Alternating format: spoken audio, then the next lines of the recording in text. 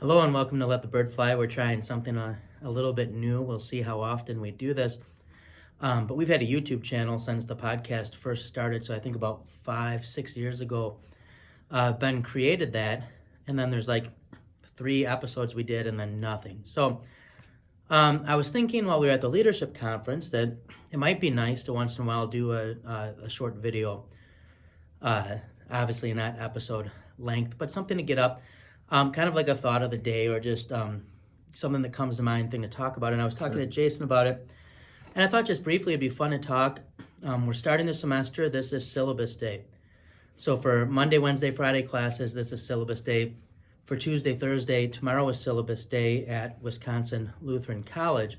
And so I was thinking recently, we had done an episode a little bit ago about Jim Nestingen's passing and one of his works on the small catechism.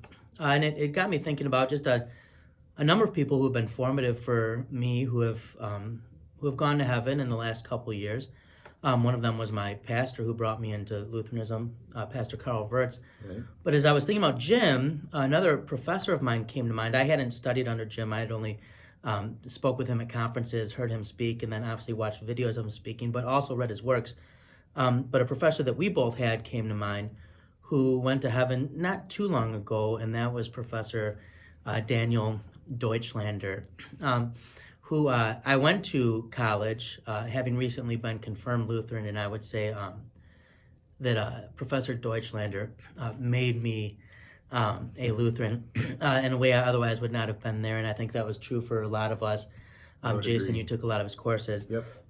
And one of the things that both those men bear in common as we get to syllabus day, in my view, is at Wisconsin Lutheran College we do an interesting thing, right? We're teaching theology classes, and these are academic theology. I give grades. Jason, you give grades? I give grades, They write papers. Yes, they do. They're reading sometimes pretty high-level stuff. And so we're doing academic theology. We're giving grades, but we're also, I think we're very intentionally pastors in the classroom and in our contact with students too, and probably both of us bear the mark of that from Professor Deutschlander, who would I don't know if he ever caught you, Jason, but he'd see you outside in the hallway and call you in and kind of know when something was going wrong, or just talk in a way that maybe stuck with you. And I think Jim Nestingen had that ability too. He, you look at some of the academic things he did, the sources and context of the Book of Concord and the Lutheran Confessions, and the work he did with Bob Kolb, and that just a very gifted, intelligent man as well, like Professor Deutschlander, who could sit and talk with anybody about the Lutheran Reformation. But at the end of the day, love to tell stories, like Professor Deutschlander, and get to the gospel. And so I'll throw it to you, Jason, but I think what stands out to me then as we begin our work, and hopefully something, it's the goal of the podcast too at the conference, a lot of people talk to Mike and I about the podcast, is to be able to try to do some real thinking, some deep thinking, but to remember that it never does the church a lick of good if at the end of the day it's not pastoral and it doesn't get to the gospel. And so I know you knew Professor Deutschlander better than Jim Nestingen. Right, yeah. But anything that comes to mind for you with that as we kind of begin the semester and we look at what we do here? Yeah, I think I'll just kind of give a little bit of a summary there. Two of my acquaintance with both of those individuals, I was blessed that I was able to attend a couple of conferences where Nestingen was speaking, and that was really my first acquaintance there, and at just his the free conference in New Ulm. Yeah, the free conference in New Ulm was the first one, yes, and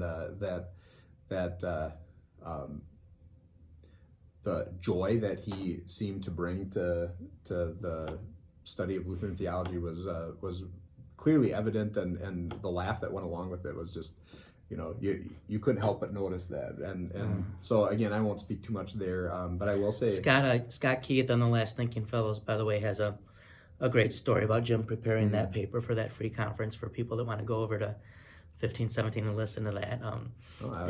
I'm curious about that. I'd Yeah, like to check as someone that who out, heard too. it and really enjoyed it, it was fun to hear. But sorry, go ahead. Yeah, and it was interesting too.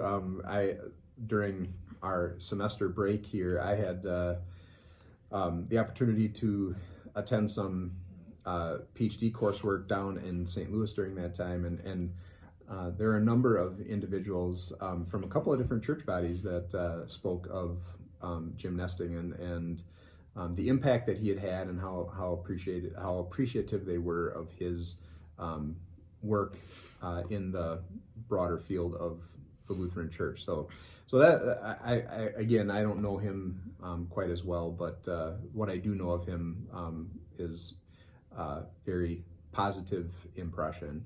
And with Professor Deutschlander, I would say too that very important. I would say that most people who study for ministry could probably point to one or two, probably no more. Certainly you all have. Everybody will have one or two people in particular where they say that was the person that went a long way in shaping who I am as a theologian and pastor. And I think it was for the time that Professor Deutschlander was teaching at the college there, whether that was in New Ulm or in Watertown, a lot of pastors people who are now pastors who sat in his classroom would credit him for that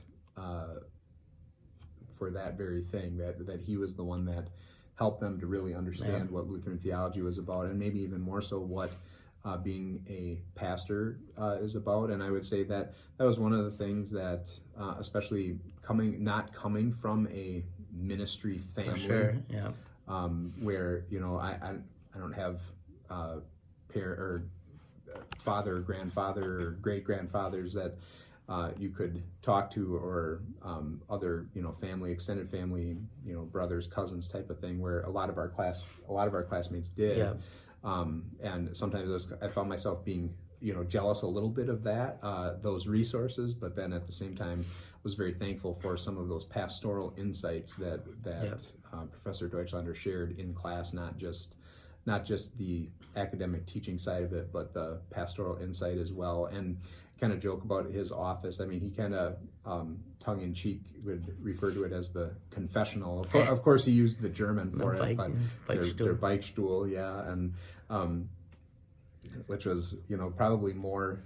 There might have almost been more teaching and pastoral work done as far as pastoral encouragement done there than there was in the classroom. It was just more on a one-on-one basis, and that is something too, that the idea always willing to make time for whoever it was that was there for whatever it is that they were in need of at the time. And I think that's definitely an encouragement to take away from that too. Yeah, I having gone to Catholic grade school, middle school, and then public high school, I got to take what was called amongst the students dummy doctrine, and I'll tell you, it's probably the best theological course I've ever taken was that class with Professor Deutschlander. There'd actually be people who had gone through the system in the Wisconsin Synod, prep school and everything, that audited that. That was me. As a senior, I went back and audited that too, because that was so good. Yeah, and to do the large catechism. Mm-hmm. And so I think as we get started here in this semester, probably both of us, there's a good dose of Professor Deutschlander, and there's some of Jim in there too. But I hope we can model that. It was on my mind this last week, of churchmen who want to do real academic, substantive theology, but for the church, right? And to get to the gospel with that as the main goal. So hopefully our students will find that in us. Hopefully some of them will find their way to our office. But then also just to listeners too, as you listen and as you seek to grow in your faith, when you're reading the scriptures or other theological works, to remember as well that you're doing that for the church, you're doing it for your neighbor, you're doing it vocationally, not just for your own growth, but so that someday you can be that person who lends an ear. or a thoughtful word to someone else, and most importantly, who gets to the gospel. So as we get back into the grind after our break, yes. I taught J-term though when Jason was in St. Louis doing grad study. Hopefully, in all we do, the gospel can have its way with us for others, and we pray the same will be true for you as all of us together then.